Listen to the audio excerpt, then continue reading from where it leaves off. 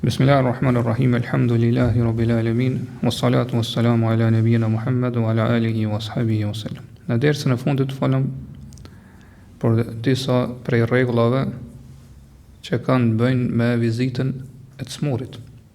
Po çfarë do të veprojmë kur ta vizitojmë smurin, po gjithashtu i lexuam dhe i shpjeguam disa prej lutjeve që është mirë dhe është e preferuar të thuhen gjatë vizitës së tij.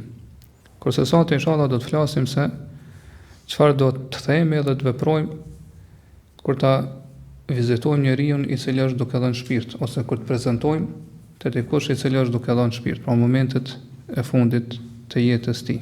Po ashtu edhe çfarë do të thotë ose të veprojë vetë ai. Më e rëndësishmja në këtë çështje është që ne do të lutemi për të. Edhe kur jemi prezant aty, pra kur jemi prezant në agoninë e vdekjes ose momentet kur njeriu është duke dhënë shpirt, nuk do të flasim fjalë të këqija ose të lutemi me lutje të këqija, domethënë me lutje që janë kundër nesh ose kundër të vdekurit. Mirë, po do të lutemi mirë për të dhe të themi vetëm fjalë të mira, nga se çu ka në sahihin e Muslimit, prej Muslimit radhiyallahu anhu tregon se pejgamberi sallallahu alaihi wasallam ka thënë: "Idha hadartumul marida aw al mayyita faqulu khayran, fa innal malaikata yu'minuna ala ma taqulun." Kur prezantoni dikush i cili është smut ose i cili është duke dhënë shpirt, atër flisni edhe thoni fjalë të mira, po lutje të mira kështu më radh, nga se melekt bajnë amin për çdo gjë që thuani ju. Po melekt thonë amin për çdo gjë që thuani ju në ato momente. Po ashtu duhet t'ja kujtojmë atina fjalën e tauhidit. Pa fjala la ilaha illallah, ose do thotë të bëjmë talqin, që shkar në gjuhën arabe fjala talqin, e sakta është që do thonë talqin do të mi bë njeriu kur është momentet e vdekjes, jo pasi që të vdes, siç është e përhapur në vendet islame, nga se për këto nuk ka bazë dhe është prej bidateve. Mirë, po atij që është duke dhënë shpirt, atëherë është e preferuar dhe prej sunetit që me bë talqin. Po me thon fjalën la ilaha illallah, që ai me përsërit pas nesh. Ai që thot këtë fjalë, pra kjo që është fjala e tij e fundit në këtë botë, do të hyjë në xhenet. Pejgamberi sallallahu alaihi wasallam ka thënë në hadithin që transmetohet te Muslimi prej Abu Sa'id al-Khudriut: "Laqinu mautakum la ilaha illallah." Bani talqin në vdekurit e juaj, pra thamë për qëllim është ata që janë duke dhënë shpirt duke vdekur, fjalën la ilaha illallah. Po ashtu për Muadh ibn Jabelit transmetohet se pejgamberi sallallahu alaihi wasallam ka thënë: "Man kana akhiru kalamihi la ilaha illallah dakhala al-janna." Këtë hadith e transmeton Abu Daudi. Kush e thot fjalën e fundit në jetën e kësaj bote, la ilaha illallah, do të hyjë në xhenet. Pra ai që fjala e tij e fundit në jetën e kësaj bote është la ilaha illallah, do të hyjë në xhenet. Po ashtu te Muslimi transmetohet prej Uthman ibn Affanit radhiyallahu anhu, i cili tregon se pejgamberi sallallahu alaihi wasallam ka thënë: "Man mata wa huwa ya'lamu annahu la ilaha illallah dakhala al-janna." Kush vdes duke e ditë se nuk ka të adhuruar meritor përveç Allahut, do të hyjë në xhenet. Te Imam Ahmedi transmetohet hadithi i Anesit radhiyallahu anhu, i cili tregon se pejgamberi sallallahu alaihi wasallam një ditë e vizitoi njërin prej ansarëve, pra që ka qenë momentet e vdekjes. E ka thonë: "Ja khal, kul la ilaha illallah." Ka thonë: "O doja im, thuaj la ilaha illallah." Ata fa kale: "E khalun am am?" A jem doja po aq për ty? Fa kale: "Bel khal, për kun razeti e doj jemi." Fa kale: "Fa khairun li an aqula la ilaha illallah." Fa kale an-nabiy sallallahu alaihi wasallam: "Na'am." Ata ka thonë: "Më mirë për mua të them është të them la ilaha illallah, se sa bëjmë kësi biseda." Ata me më ka thonë: "Po, vepron këtë mënyrë." Prej ngjarjeve interesante që transmetohet në këtë temë është ngjarja e imamit edhe muhadithit, pra dietarit të madh të hadithit, Ebu Zura Ar-Razi, Allahu mëshiroft, në momentet kur ka qenë duke dhënë shpirt. Kjo ngjarje është e saktë, pra transmetohet për një numri të madh të dietarëve të hadithit. Edhe ata transmetojnë prej Abu Abdullah Muhammad ibn Muslim al-Badi. Këta kanë qenë dietar të hadithit. I cili tregon thot kam qenë prezant me Abu Hatim Muhammad ibn Idrisin, edhe ky dietar i madh i hadithit. Do kemi qenë prezant, po kemi prezantuar kur i ka ardhur momenti i vdekjes Abu Zur'a, emri i cilit është Ubaydillah ibn Abdul Karim ar-Razi. Thot edhe i kam thënë Abu Hatimit, eja që t'ja kujtojmë shahadetin, pra fjalën la ilaha illallah të bajnë atë talqin. Mirë po Abu Hatimi ka thonë mu po më vjen turp, po më vjen marrë që Abu Zur'a çfarë dietari i madh më ja kujtu pra shahadetin në këto çaste. Mirë po i ka thonë eja që pra duke qenë prezant Abu Zur'a, po aty afër kur ai është duke dhënë shpirt të përsëritim hadithin që flet që lexuam më lart, se kur thot la ilaha illallah ose fjala fundit se e kujt është la ilaha illallah do të hyjë në xhenet, thotë edhe ka një kuptim që atij kur e dëgjon i kujtohet edhe thot fjalën la ilaha illallah. Edhe Muhammed ibn Muslimi thot fillova unë, e thash hadathana Abu Asim an-Nabil. Na ka transmetuar, na ka treguar Abu Asim an-Nabil, por ja ka nisë me lexu zinxhirin e hadithit. Thot qale ai na ka thon hadathana Abdul Hamid ibn Ja'far, na ka treguar Abdul Hamid ibn Ja'far. Thot urtuje alej el hadith. Mirë po thot këto i filloi më përzi hadithi. Po nuk më kujtu pjesa e mbetur e zinxhirit. Thot sikur mos ta kishte dëgju, kur mos ta kishte lexuar kur këtë hadith. Atëherë thot filloi Abu Hatimi, e tha hadathana Muhammad ibn Bashar, na ka treguar Muhammad ibn Bashar. Qala hadathana Abu Asim an-Nabil, i cili ka thënë se na ka treguar Abu Asim an-Nabil, an Abdul Hamid ibn Ja'far. Ibn Ja'far thotë edhe këto i ndërprej hadithi apo zinxhiri hadithit, thotë sikur mos ta kishte dëgjuar apo lexuar më herët. Por nuk i kujtoi vazhdimi i zinxhirit hadithit. Atëherë thotë Abu Zur'a filloi vet në momentin e vdekjes.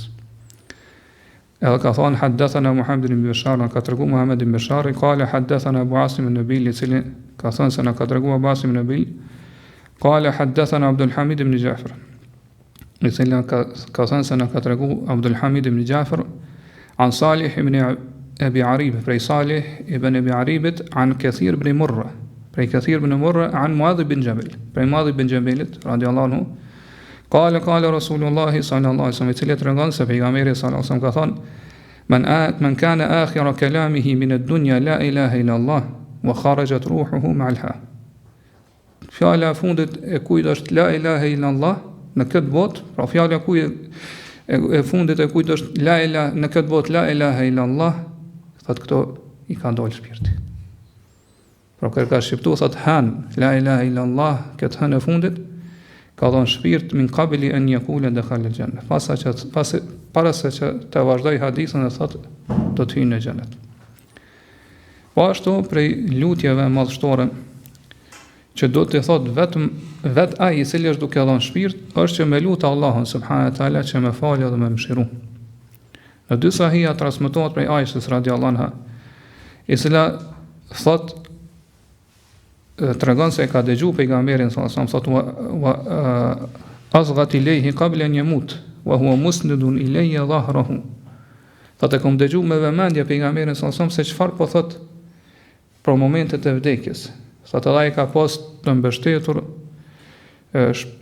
shpinën e tij tek unë. Por ka qenë pejgamberi se që dim ka vdekur dhe ka dhënë shpirtin në prerjen e Aishës. Thotë kam dëgjuar duke thonë Allahumma ighfirli warhamni, o Allah më fal mua dhe më mëshiro. Wa alhiqni bir rafiq al-a'la, dhe më bashko me shoqërinë e lartë, pra me melekt, edhe me melekt më të lartë ose më në botën e lartë që janë, pra të melekt më të lartë. Gjithashtu është mirë që të vdekurit më ia kujtu që do të më pas mendim pozitiv dhe mendim të mirë për Allahun subhanahu wa taala në ato momente. Muslimi transmeton prej Jabir ibn Abdullah radhiyallahu anhu, i cili thotë sami'tu an-nabiyya sallallahu alaihi wasallam qabla wafatihi bi thalathin. E kam dëgjuar pejgamberin sallallahu alaihi wasallam para se të vdes 3 ditë. Yaqulu la yamutanna ahadukum illa wa huwa yuhsinu adh-dhanna billah. Askush prej jush mos vdes ndryshe veçse duke pas mendim të mirë dhe mendim pozitiv në Allahun. Prandaj Ibn Abi Dunya në librin e tij në Husnul Dhanni Billah, por ka një libër që thot mendimi i mirë për Allahun, transmeton për Ibrahim an-Nakhaiut, i cili ka thënë kanu yastahibuna an yulqinu al-'abda mahasina 'amalihi 'inda mautihi likay yuhsina dhannahu bi rabbih 'azza wa jalla. Thot selefi, pra muslimanët e parë, gjenatat e para preferonin që të vdekurit pa momentet e vdekjes me kujtu veprat e mira që i ka vepruar gjatë jetës tij.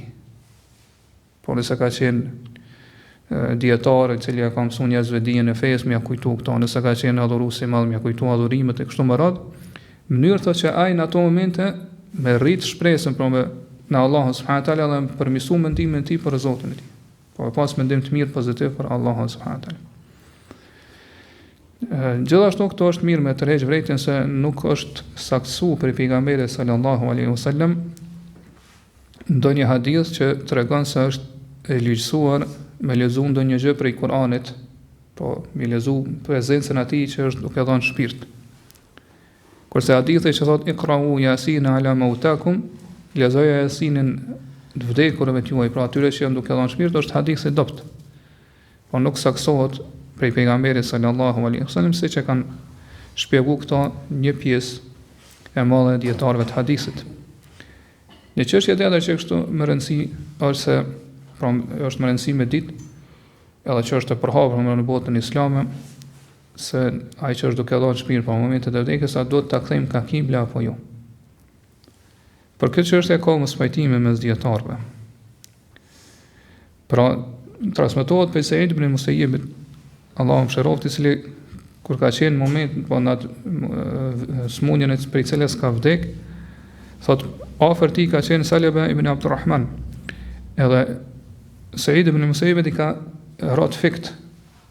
Edhe ai i ka urdhëruar pra që me kthy shtratën e tij ka kibla.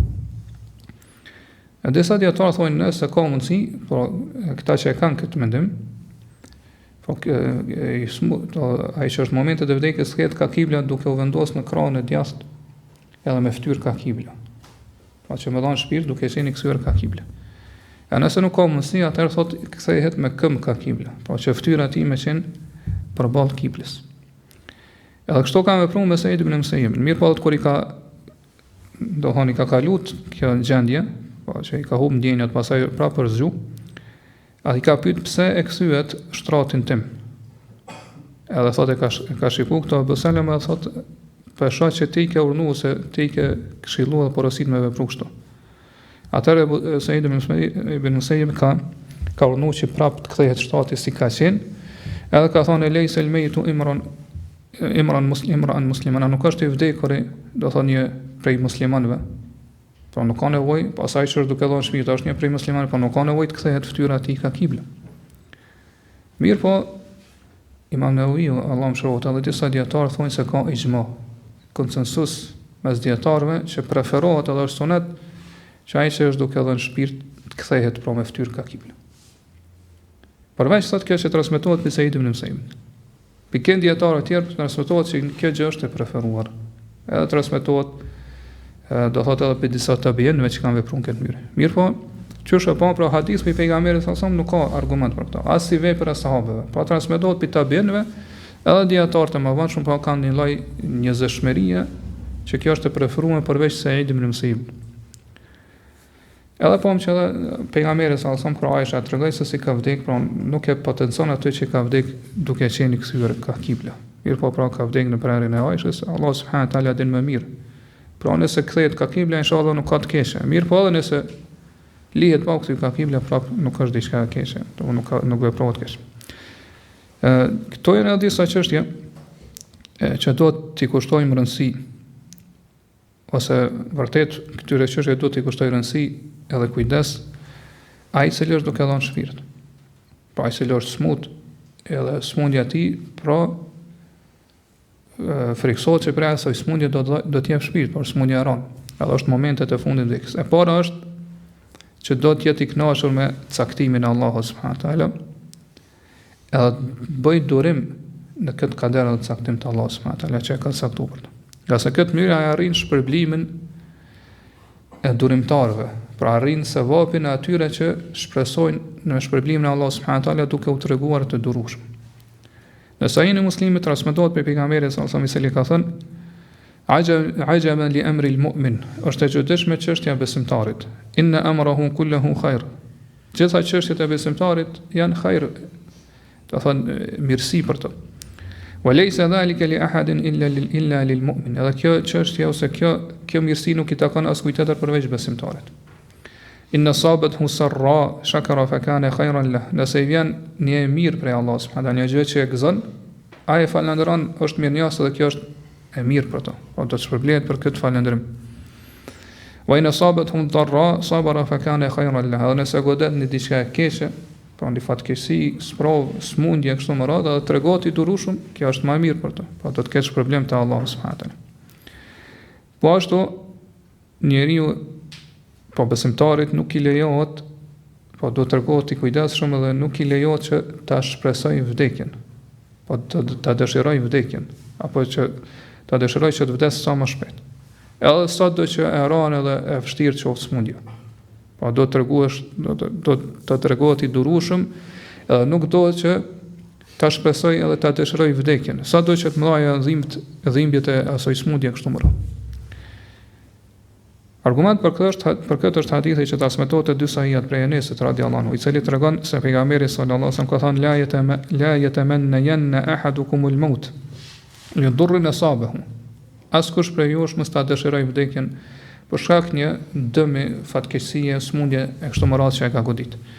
Fa in kana labud fa'ilan falyakul. Nëse patjetër do të më vepru këtë mënyrë, atëherë le thot: Allahumma ahyini ma kanat al-hayatu khayran li wa tawaffani ma kanat al-wafatu khayran li. Wallah, më jep jetë për aq sa jeta është më e mirë për mua. Dhe më merr shpirtin atëherë kur vdekja është më e mirë për mua.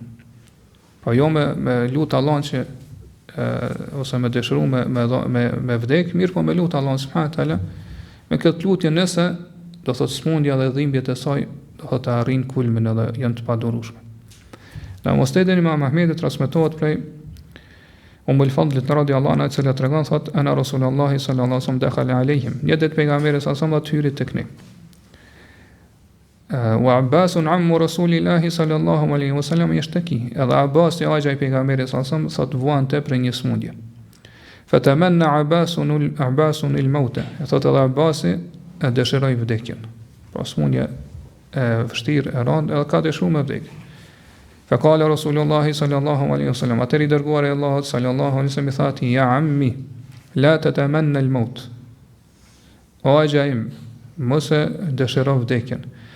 Fa innaka in kunta muhsinan fa in tuakhkhar tazdad ihsanan ila ihsanika khairun lak. Qase thot nëse jepi besimtarët mirë, devotshëm, që ke qenë punë mirë edhe vepër mirë.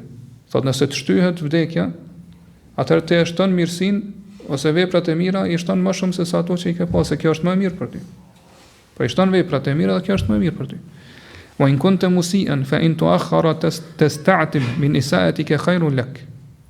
Thotë nëse ke qenë mëkatar dhe ke bot këqija, atëherë nëse të shtyhet vdekja, ti do thot kërkon falje te Allahu subhanahu taala. Po i kujton këqijat e tua, veprat e këqija pendohesh edhe kërkon falje te Allahu subhanahu taala, edhe kjo është më mirë për ty.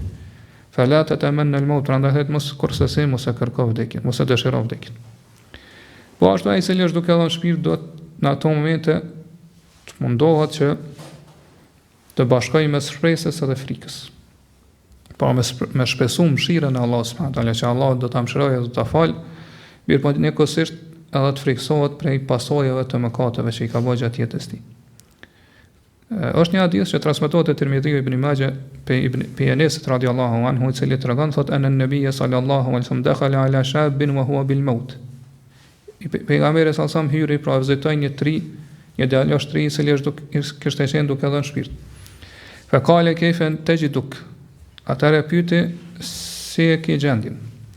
Fa qala wallahi ya rasulullah inni arju Allah wa inni akhafu dhunubi. Ka thënë pasha Allah në i dërguar Allahut, unë shpresoj në mëshirën e Allahut, por shpresoj te Allahu shumë, mirë po njëkohësisht edhe po friksohem për mëkatet e mia.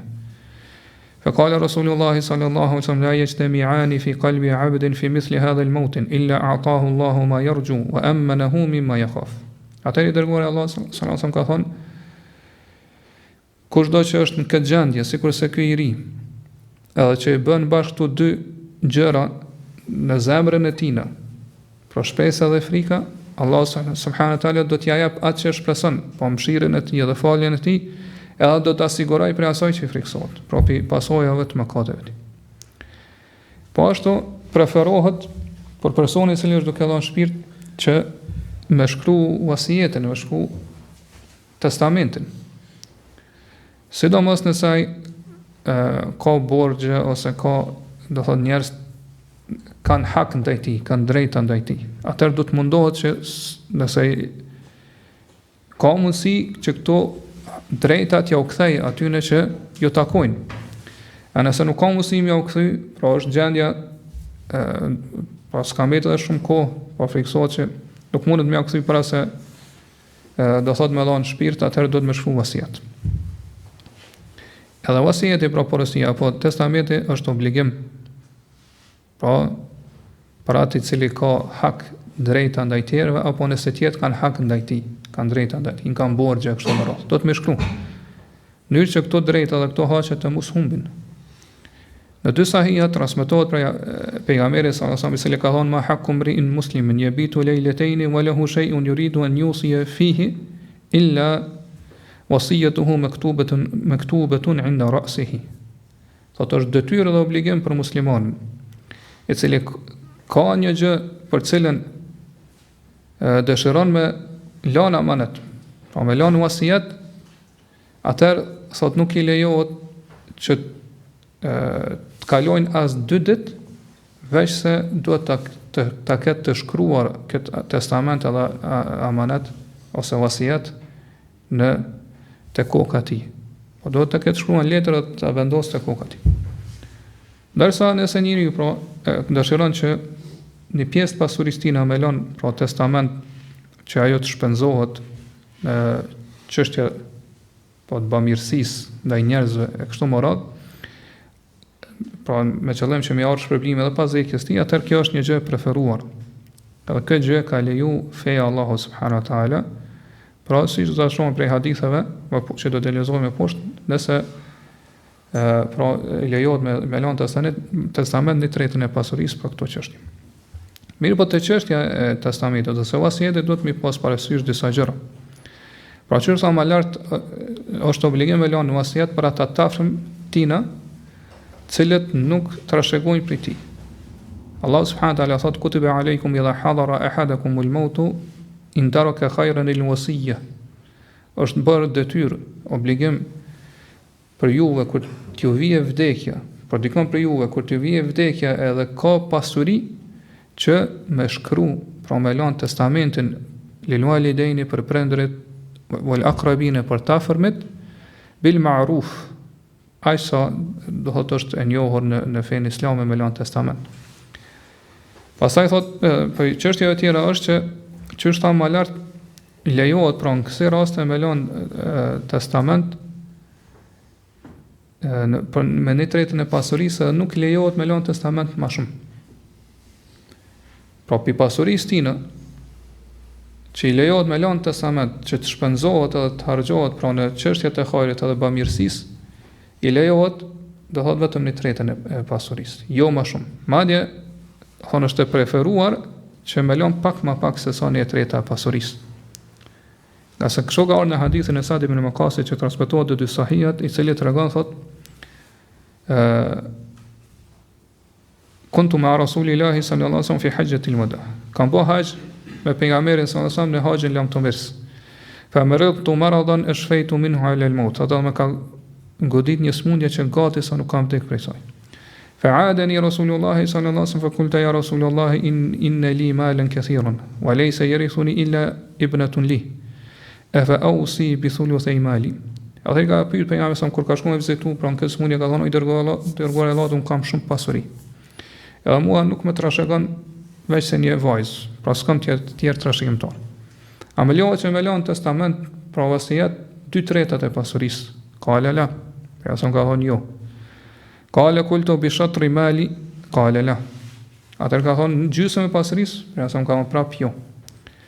Qala qultu fa thuluthu mali, qala athuluthu wa thuluthu kathir. Atëherë ka thonë me 1/3 e pasurisë, a lejohet me lënë testament, ka thonë po, 1/3 lejohet, mirë po edhe 1/3 është shumë.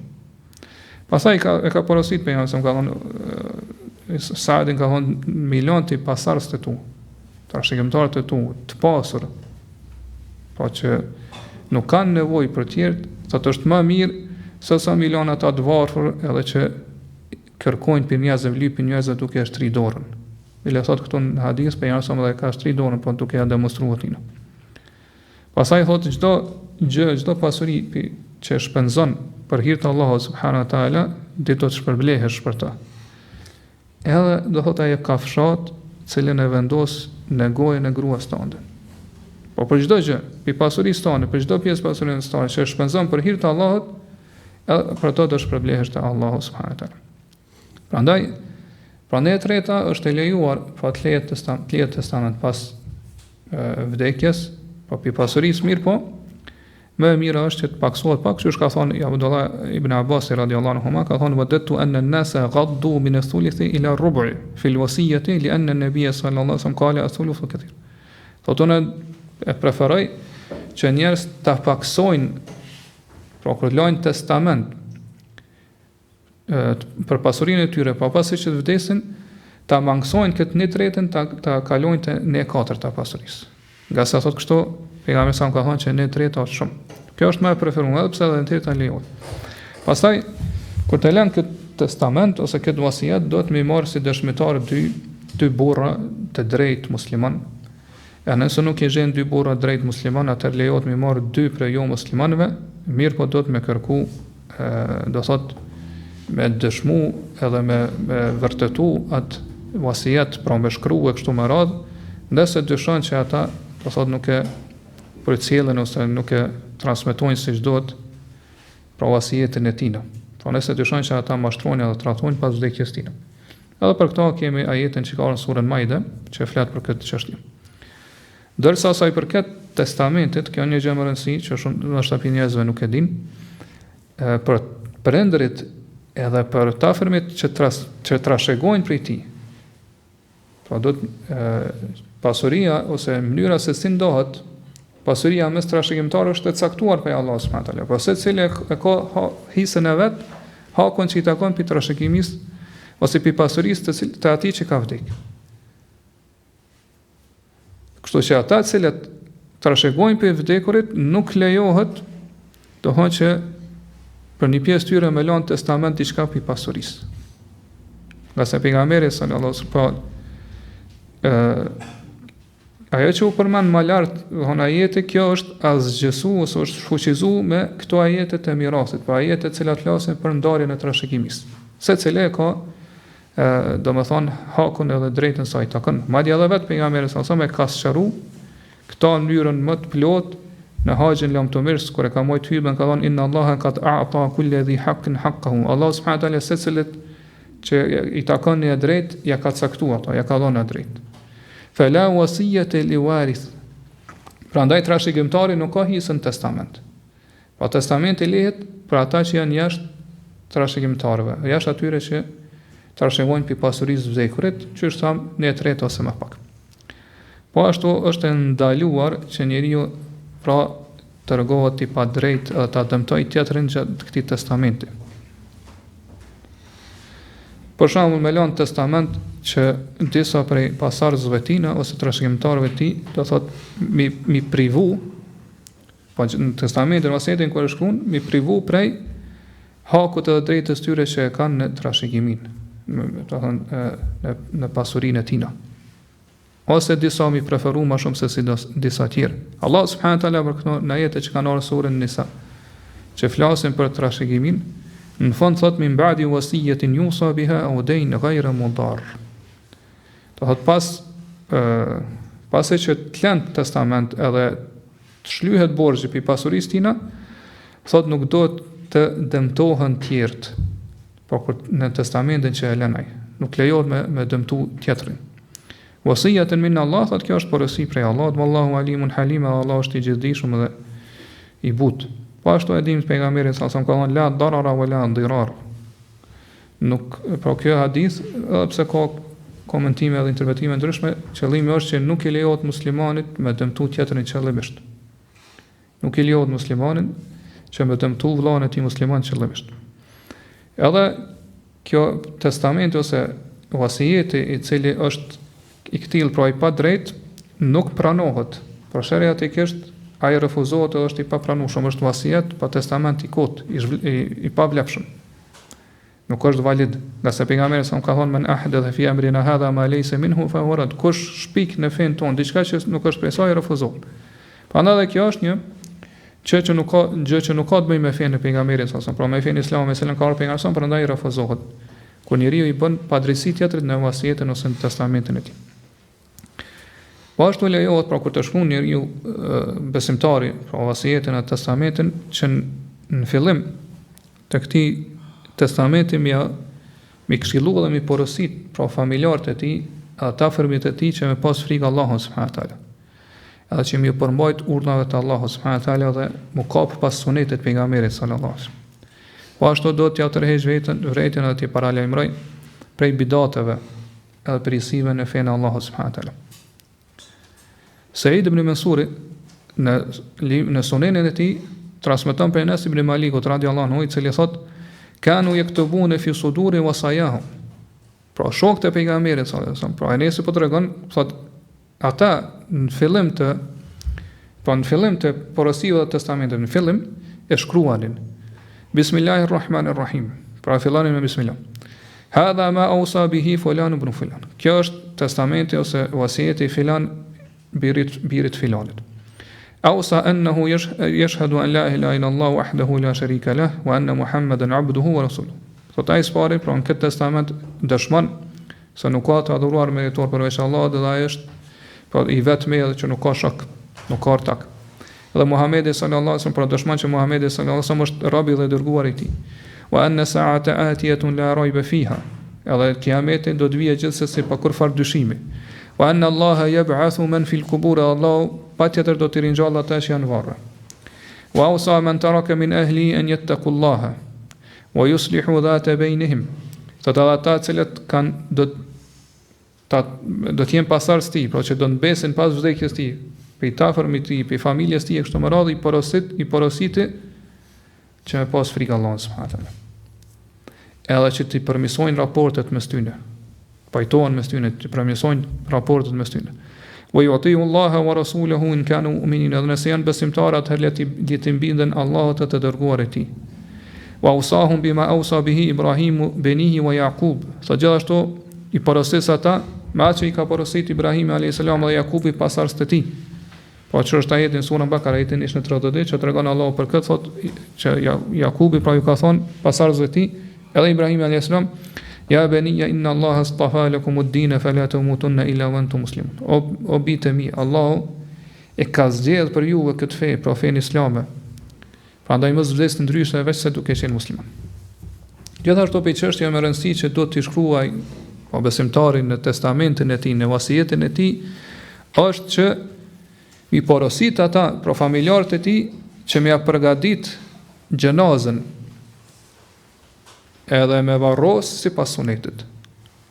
Edhe do thotë më autorizoj vetën mi paralajmëru prej bidateve që bëhen, do thotë në gjatë ceremonisë së varrimit. Sidomos nëse ai friksohet që familjarët e tij do të bëjnë bidate gjatë procesit të varrimit të tij, sidomos domthon kur këto bidate janë të përhapura në një vend caktuar musliman, për shembull që është tek ne. Do thonë që shumica atyre gjërave edhe veprimeve që bëhen të varrimet, po në procesin e varrimit janë prej bidate, janë prej istimeve që nuk kanë bazë fare në sunetin e pejgamberit. Prandaj duhet mja u cek që me varros sipas sunetit, më treguam pra në testament si është suneti edhe mi paralajmëru për bidateve. Pra më thonë mos e veproni filan gjë, mos e veproni filan gjë në kështu më radh, nga se këto janë për bidate. Kështu kanë vepruar selefi. Pra këtë porosi e kalon edhe Abu Musa radiallahu anhu, kur i ka ardhur do thotë vdekja, ka thonë idhan talaqtum bi janazati fa asri'u bi al-mashya. Kur më dërgoni, pra me gjenazën, kur më dërgoni gjenazën të varret, atëherë shpejtoni. Kjo është prej sunetit, pejgamberi sa që do thonë xhenazën sa më parë do të më përgatitë dhe sa më shpejt do të më dërgoj me varros, pa nuk lejohet me vënu. Prandaj thotë esni shpejt, edhe më dërgojmë sa më shpejt atje. Wala tutbi'uni bi mijmarin, edhe mos më përcillni pra xhenazën me temian. Po mijmar është ajo në ku vendoset një pemë e caktuar, e cila pasi që digjet liron aromë të mirë. Po në lloj temiani kështu më radh. Wala taj'alun ala al-ahdi shay'an yahulu bayni wa bayna at-turab. Dhe mos më vendos në varrin tim diçka që është bëhet pengesë mes meje mes dhëut. Pra më lëshoni direkt në dhë. Pra kjo për sa e kuptojnë se ato bidate që veprojnë tash në kohën tonë, pra që shtrohet beton edhe cement në varreza kështu më radh, këto nuk kanë bën me fenë islame. Pra janë për risive ose për traditave që muslimanët i kanë marrë për tjerëve. Pastaj thot wala taj'alun ala qabri bina'an, edhe mos ndërtoni mbi varrin tim diçka, do një ndërtesë. Pas personetet me asoj është mbi varr nuk lejohet asgjë me ndërtu. Pra lejohet me vendos vetëm një guri të koka apo të edhe të këmbë që mu dallu ku është varri, asgjë më shumë. Po këto ka argumente shumëta. Wa ushhidukum anni bari'un min kulli haliqatin wa aw saliqatin aw khariqatin. Pastaj thot unë ju kam juve dëshmitar që unë jam distancu edhe jam shfaqsu prej çdo kuj, pra qëllimi është kjo që e përmend për çdo gruaje, po kjo i përfshin padyshim edhe burrat që i ruan flokët e saj. Po ka qenë traditë e xahilietit për periudhës ignorancës para islame që kur një grua i ka vdek një i afërm i saj, pra në shenjë të mërzisë edhe të pikëllimit i ka rujt flokë. E kjo është ndaluar në islam. Andaj thotë unë shfaqsona dhe distancona për çdo kujt që vepron këtë mënyrë. Au saliqatin apo prej çdo gruaje e cila vajton duke ngritur zërin lart edhe duke i goditur kokën apo fytyrën për shkak të kësaj vdekjes të afërmit pa kësaj fatkeqësi. Au khariqatin edhe për çdo gruaje ose edhe burri i cili i shqyen apo i shqyen ajo gruaja e cila i shqyen rrobat e saj apo këto hin për shembull mi shkul flokët apo do thot me thy gjëra ndryshme që i ka në dorë, si lloj mos pajtimi me kaderin e caktimin e Allahut subhanahu taala. Pra këto e ndaluar në islam. Ky sahabiu Abu Musa al-Ash'ari radhiyallahu anhu po thotë unë jam shfaqsuar dhe distancuar, pra nuk kam përgjegjësi para Allahut subhanahu taala që ju kam tërheq vërtetën dhe ju kam paralimuar që këto gjëra nuk lejohen me vepru. Pastaj kanë thonë qalu sami'ta fihi shay'an, a ke dëgju për këtë çështje diçka pe pejgamberin sa son kale nam min rasulillahi sallallahu alaihi wasallam. Kto i kam dëgjuar këtë pe pejgamberin sallallahu alaihi wasallam. Pra që ai është shfaqsuar dhe distancuar pe këtyre personave, pra këto janë prej mëkateve të mëdha. E këtë hadith e transmeton Imam Ahmedi Allahu mëshiroft. Këto ishin pra ato çështjet apo gjërat që do të me vepru ata që janë prezant me të vdekurin ose me ata që është duke dhënë shpirt, po edhe vetë ai i cili pra është duke jep shpirt. Një çështje që do thonë është me rëndësi me ditë ose edhe pse nuk ndërlidhen me këtë temë, mirë po pasi që të vdes, pra çfarë veprohet me vdekurin pasi që të vdes, ne përmendëm vetëm ato, pra momentet e para pas vdekjes, po është pi sunetit që mi mbyll sytë të vdekurit nëse mbesin hapur, pasi që të jep shpirt, edhe mu lut për to prap. Pra pejgamberi sallallahu alajhi wasallam që është tregon Ummu Salame, pra kur i ka vdek burri i saj Abu Salame, thot dakhala Rasulullah sallallahu alaihi wasallam ala Abi Salama wa qad shaqqa basaruhu fa aghmadahu thumma qala. Pejgamberi sa ka hyrë Abu Salama, edhe do thot shikimi i tij ka mbet do thot i hapur, sytë i ka mbet hapur siç dihet. Do thot që ndodh me të vdekurit. Thotë pejgamberi sa ja ka mbyll sytë. Thumma qala inna ar-ruha idha qubida tabi'ahu al-basar. Edhe ka thonë shpirti kur të merret, pa kur të merret njeriu të shpirti, shikimi e pason ato, e ndjek. E ndjek shpirtin e tij duke ja marrë me lekë të Allah subhanahu wa taala. Fa dajja an-nasu min ahli, atar ku i kanë dëgjuar këto fjalë familjarët e Abu Salamës, do kanë çajt, pra kanë bërtit. E kanë kuptuar që ai ka vdekur. Fa qala tarbiyasum ka la tad'u ala anfusikum illa bi khair. Mos lutni kundër vetes juaj. Po lutni vetëm me gjëra që janë të mira, të khairit. Fa innal malaikata yu'minuna ala ma taqulun. Edhe melek, nga sa thot melek bojnë amin për çdo gjë që thuani. Pastaj pejgamberi sa mos lut për Abu Salamën. Edhe kjo është mirë me mësu këtë lutje për mensh edhe me thonë për personin që li vdes. Ka në Allahu me gëfiri li Abi Salama. O Allah, falë Abu Salamën. Warfa darajatahu fil mahdiyyin, edhe ngreti shkallët edhe gradat e tij, pra me besimtarë tjerë në xhenet që kanë qenë prej të udhëzuarve. Wa khlufhu fi aqibihi fil ghabirin, edhe merre përsipër, pra që mi rujt pasardhës të tij. Pas vdekjes tjera, do thonë ti jesh kujdestar edhe mbrojtësi pasardhësve të tij. Waghfir lana wa lahu ya rabbal alamin, na fal neve edhe atë o Zoti i botëve, wafsah lahu fi qabrihi, dhe zgjaroja varrin. Pasi që din varri ngushtohet, pastaj besimtarit i zgjarohet, zgjaroja varrin, wa nawwir lahu fi, dhe ndriçoja varrin. Pra, ka se siç e din, pra varri është i errët. Pastaj do thotë janë edhe çështje tjera që kanë bëjnë se si me vepru, pa me njërin pasi që vdes, mirë po kjo nuk është tema jonë. E ne në fund e lusim Allahun subhanahu wa ta'ala që gjithë me na dhon përfundim të mirë, pa gjithë me na mësu, do thot me vdek me iman në islam, edhe me shahadet, pra duke shqiptu fjalën e tauhidit la ilaha illallah Muhammadur Rasulullah, pra gjithë me na marr shpirtin me iman edhe me besim. Inshallah në dersën e ardhshëm do të marrim lutjet të cilat lexohen ose do të thuhen në namazin e xhenazës.